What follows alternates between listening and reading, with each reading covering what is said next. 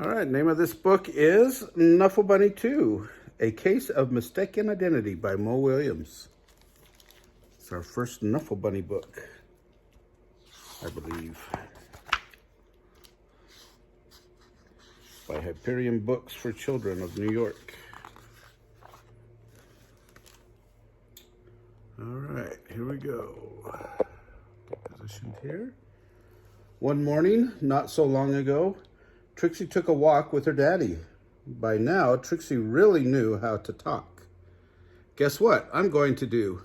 I'm going to show Amy, and then I'll show Meg, and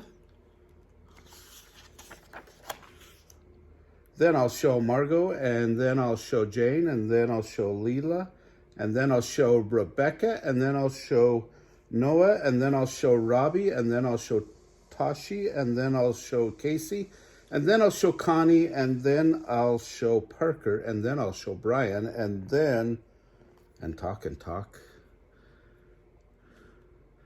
Come on!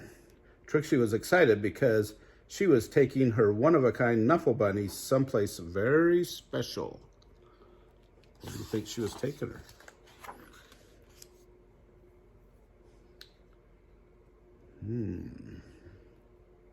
Where do you think they're going? Trixie couldn't wait to show Knuffle Bunny to Miss Greengrove and all her friends at pre-K. But just as her daddy kissed her goodbye, Trixie saw Sonia.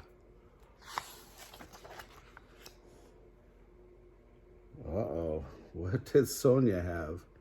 Suddenly, Trixie's one-of-a-kind Knuffle Bunny wasn't so one-of-a-kind anymore. Uh-oh. The morning did not go so well. Knuffle.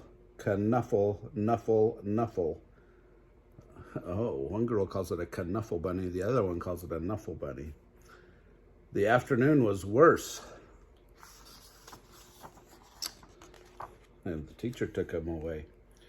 When school rang, Ms. Greengrove returned the, I guess I'm supposed to say Knuffle bunnies. And the day got better. Then before she knew it, it was time to go home. Trixie ate her dinner, devoured a dessert, brushed her teeth,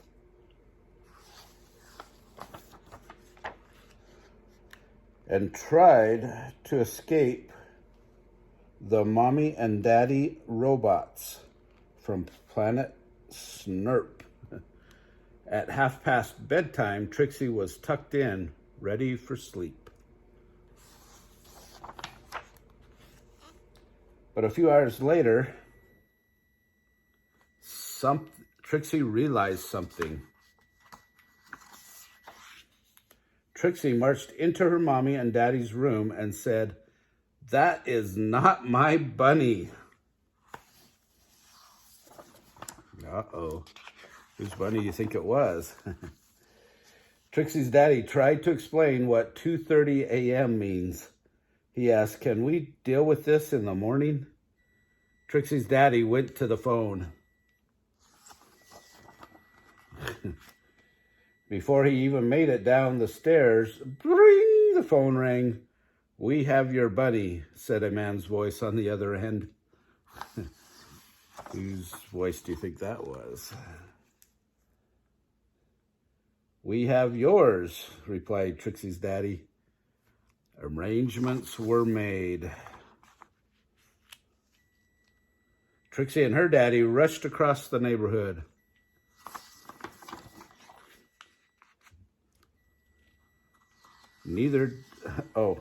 Trixie did not want to be late. Neither did Sonia.